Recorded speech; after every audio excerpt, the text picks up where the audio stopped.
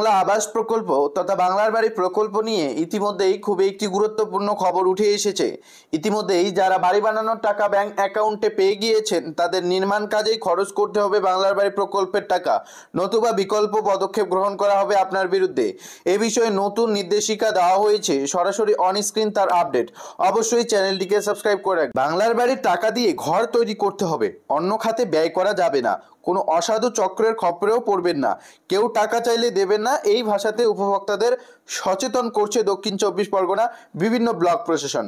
শুধু দক্ষিণ চব্বিশ পরগনার বিভিন্ন ব্লক প্রশাসন নয়, প্রত্যেকটি ডিস্ট্রিক্টে ইতিমধ্যে কিন্তু প্রশাসনের তরফে এই কার্যকলাপ জারি রাখা হয়েছে। যাদের অ্যাকাউন্টে টাকা ঢুকেছে তাদের ব্লক অফিসে ডেকে সতর্ক করা হচ্ছে। আধিকারিকেরা বলছেন গরিব মানুষ যাতে ওই টাকা বাড়ি তৈরি করেন তা তাদের বোঝানো হচ্ছে। ভুল বুঝিয়ে কেউ তাদের টাকা নিয়ে নিতে পারে বা উপভোক্তারা অন্য কোনো কাজে সেই টাকা খরচ করে ফেলতে পারে, এই আশঙ্কা থেকেই যায়। সেই কারণে তাদের বোঝানোর উদ্যোগ নেওয়া হয়েছে। বাড়ি ছাড়া অন্য খাতে ওই টাকা খরচ করলে উপভোক্তাদের কাছ থেকে সাহায্যের টাকা ফেরত নেওয়া হবে।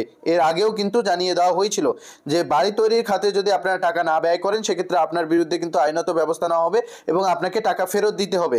এভাবে কিন্তু আপনাদের একটা ডিজিটাল মুচলেখাও নেওয়া হয়েছিল। দক্ষিণ চব্বিশ পরগনা জেলায় এখনও পর্যন্ত 50,000-এরও বেশি উপভোক্তার অ্যাকাউন্টে বাংলার বাড়ি প্রকল্পের প্রথম কিস্তির টাকা ঢুকেছে। সাগরে প্রথম এই কর্মসূচি পালিত হয় বৃহস্পতিবার। গোসাবা ও পাথর প্রতিমা ব্লকেও সুবিধাভোগীদের সচেতন করা হয়েছে। জেলা প্রশাসনের পক্ষ থেকে জানানো হয় পাথর প্রতিমা ব্লকে 797 জন টাকা পেয়েছে, তাদের মধ্যে 58 জন অনুমোদনপত্র প্রদান করা হয়েছে। অন্যদিকে গোসাবার 125 জন উপভোক্তাকেও ডেকে সতর্ক করা হয়েছে। সাগরেও শতাধিক উপভোক্তাকে ডেকে বিষয়টি বোঝানো হয়েছে।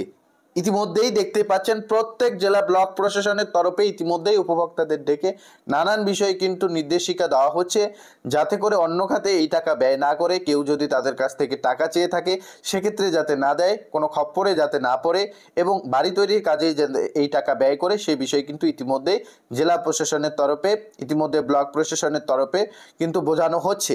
ডেকে ডেকে কিন্তু বোঝানো হচ্ছে উপভোক্তাদের। ইতিমধ্যে এই আপডেট উঠে এসেছে।